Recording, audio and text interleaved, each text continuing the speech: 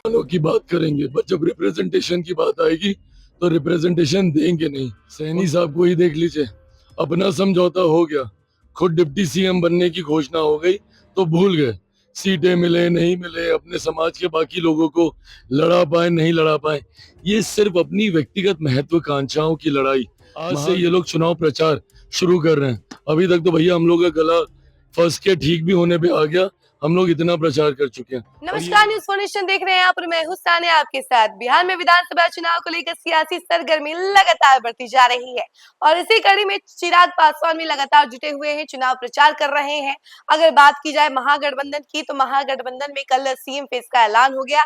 इसके साथ ही उप मुख्यमंत्री कौन होगा उसका भी ऐलान हो गया कि डिप्टी सीएम पद पे कौन रहने वाला है।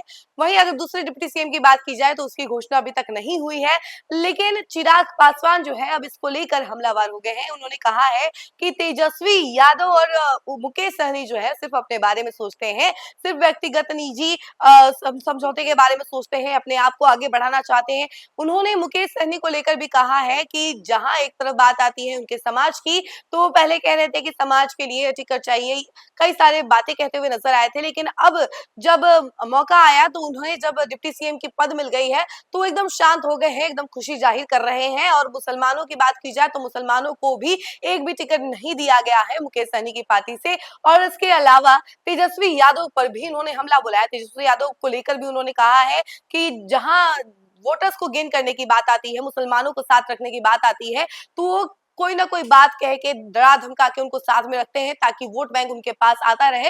लेकिन जब टिकट देने की बात ही आती है तो वो उन्हें टिकट नहीं देते हैं।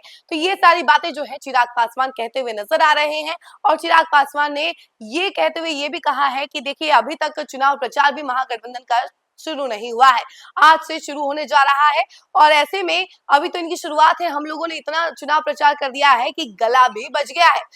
तो जरा सुनिए कि चिराग पासवान क्या कुछ कह रहे हैं इसको लेकर। उनके तमाम बयानों के साथ हम आपको छोड़े जाते हैं। मेरा सीट नहीं, कांग्रेस या राजद ने नहीं दिया, खुद को सीएम डिप्टी सीएम घोषित कर लिया। 13% राजद का वोट शेयर है और 2% सहनी का, 18% मुस्लिम का। दिक्कत तो यही है ना कि इनको सिर्फ वोट बैंक बना के रखना है ऐसे समुदाय को।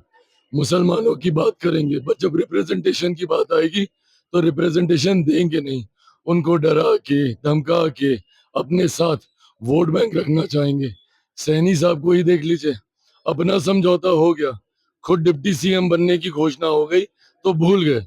सीटें मिले नहीं मिले, अपने समाज के बाकी लोगों को लड़ा पाए नहीं लड़ा पाए, ये सिर्फ अपनी व्यक्तिगत महत्वाकांक्षाओं की लड़ाई महागठबंधन के घटक दल लड़ रहे हैं। अरे जो लोग अभी तक चुनाव प्रचार में नहीं निकले, ये लोग बिहारियों की चिंता करेंगे। आज से ये लोग चुनाव प्रचार शुरू कर रहे हैं। अभी तक तो भैया हम लोग का गला फंस के ठीक भी होने पे आ गया, हम लोग इतना प्रचार कर चुके हैं और ये लोग अभी तक निकले नहीं है। इन लोगों को सिर्फ आपसी महत्वाकांक्षाओं की लड़ाई लड़नी है। बिहारियों से इनका कुछ लेना नहीं।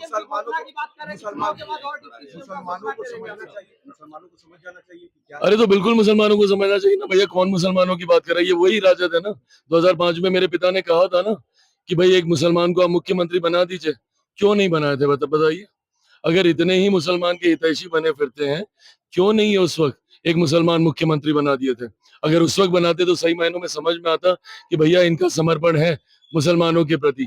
पर ये कहेंगे कुछ करेंगे कुछ, इनकी कथनी करनी में फर्क है। मुसलमान इनके लिए सिर्फ वोट बैंक है।